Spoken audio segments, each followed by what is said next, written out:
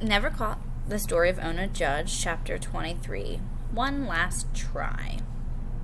By 1799, Ona and Jack Staines and their baby Eliza appear to have been living as happily as possible in Portsmouth, New Hampshire. Always poor and always working, they managed to find a way to pursue life, liberty, and happiness. At the same time, George and Martha Washington had still not gotten over the fact that they had been unable to capture Ona Judge. Now the retired gentleman farmer at Mount Vernon that he had always wanted to be. George Washington, perhaps with a nudge from Martha, rekindled his mission of getting Ona to Mount Vernon, where he was certain she belonged. The person George chose to carry out this job was Martha's nephew, Burwell Bassett, Jr. Burwell was 35 years old, 9 years older than Ona. He had known Ona as a child from his visits to Mount Vernon. Now he was a member of the Virginia Senate. George thought this would give Burwell an excuse to travel to New Hampshire and tell people he was there for business. George instructed Burwell to meet John Langdon after arriving in New Hampshire. It had not occurred to George that John would no longer be his ally in his quest to retake Ona. But times had continued to change, and George had still not fully taken into account how much attitudes towards slavery were shifting, particularly with politicians such as John. For example, John had officially switched political parties, moving from the Federalists, George Washington's party, to the Democratic Republicans, the political party headed at the time by Thomas Jefferson. George ignored this. It seemed that he was the only person unable to get over the past.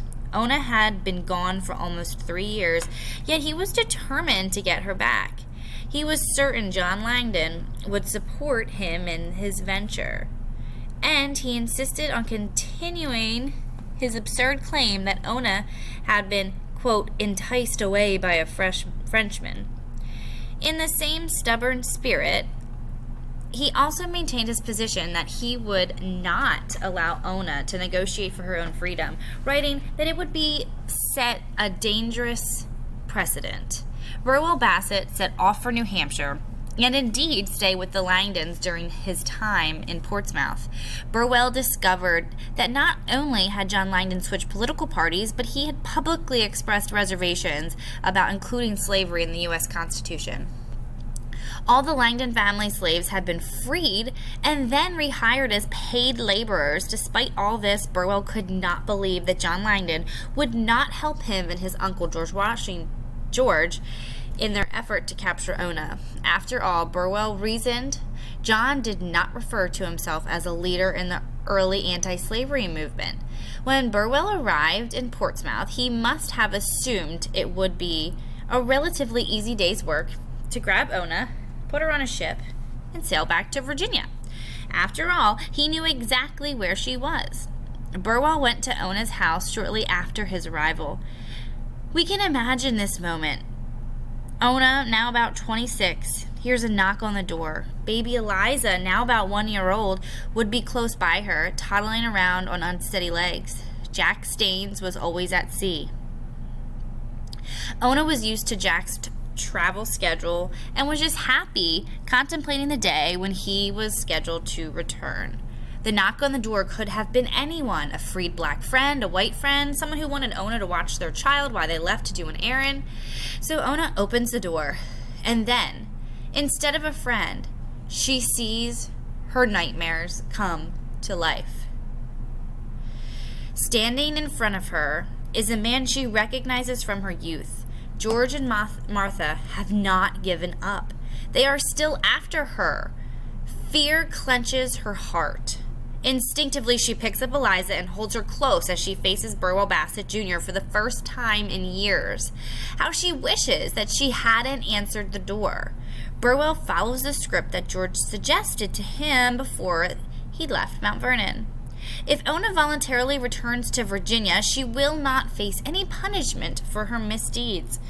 Burwell does his best not to speak to her harshly, but it would be better and more truthful if he did, because Burwell has every intention of treating Ona and her daughter roughly if he has to. "Will you come with me?" he may have said as politely as he could. Ona stares at him, her little girl's warm body fueling her courage. After what probably seems like a very long time, Ona answers Burwell very simply, "No." As a native Southerner, Burwell would have been offended to his core that he had to negotiate with this woman, this slave. Yet it becomes clear quickly that Ona is not going to budge. Burwell swallows his anger and sweetens the deal, promising that the Washingtons would set her free when she arrived at Mount Vernon.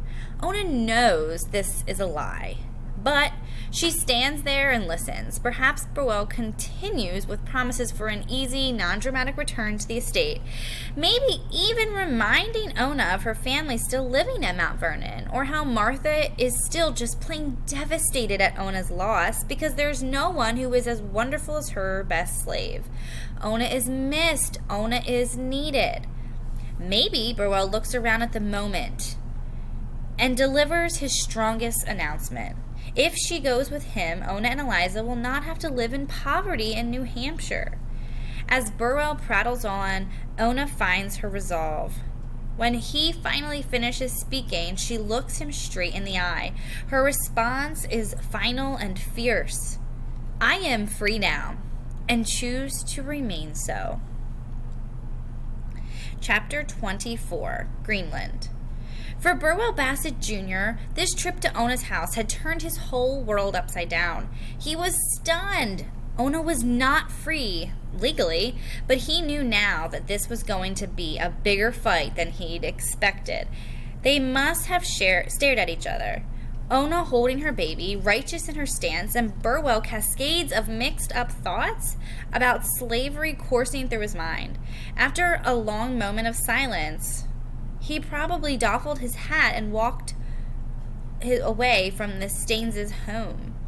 After this terrifying visit, Ona was more resolved than ever to protect her daughter and herself with all her might. Burwell was growing angrier with every step he took back to the Langdons. He understood that Northern sentiment about slavery was different from in the South, but Ona's clear belief that she was equal to him had ignited his own temper. In Virginia, if a slave ever talked to her owner the way Ona had spoken to Burwell, she would have been swiftly and severely punished. Burwell's Southern manners had a rigid sense of how he felt personally insulted.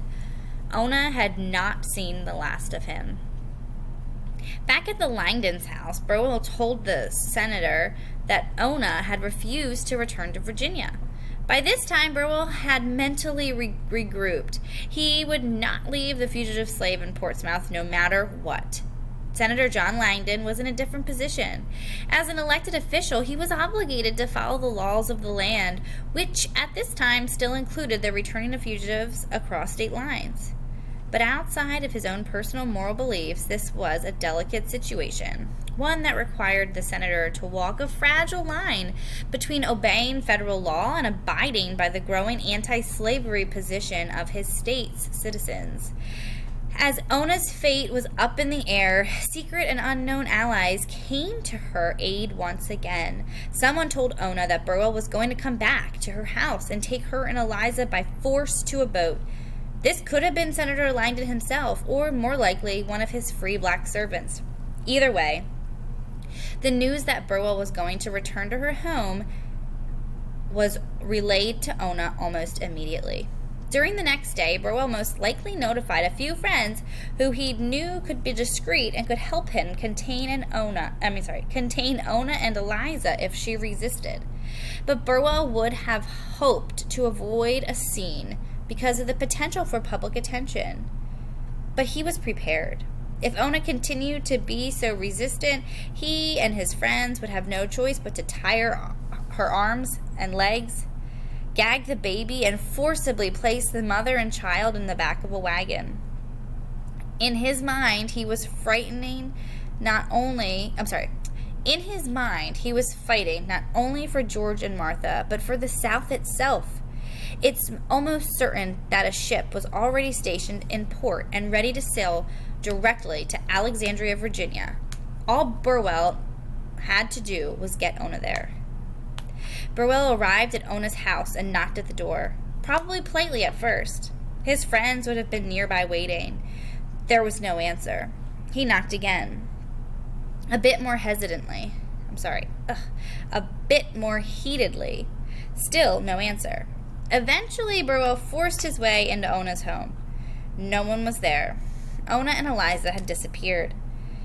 There were no telephones or cars or GPS to try to track Ona down. Burwell himself had no relationships with the free black community in Portsmouth. There was no one to give him any hints as to where Ona could have gone.